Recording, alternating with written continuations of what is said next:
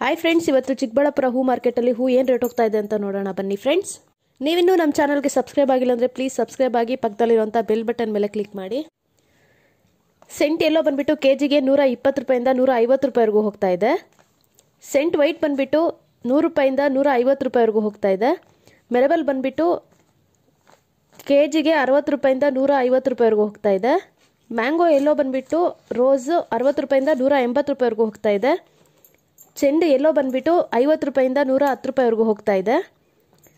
Red ಚೆಂಡು ಬಂದುಬಿಟ್ಟು 40 ರೂಪಾಯಿಂದ 110 ರೂಪಾಯಿವರೆಗೂ ಹೋಗ್ತಾ ಇದೆ.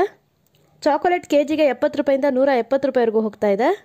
ಐಶ್ವರ್ಯ ಕೆಜಿಗೆ 90 ರೂಪಾಯಿಂದ 200 ರೂಪಾಯಿವರೆಗೂ ಹೋಗ್ತಾ ಇದೆ.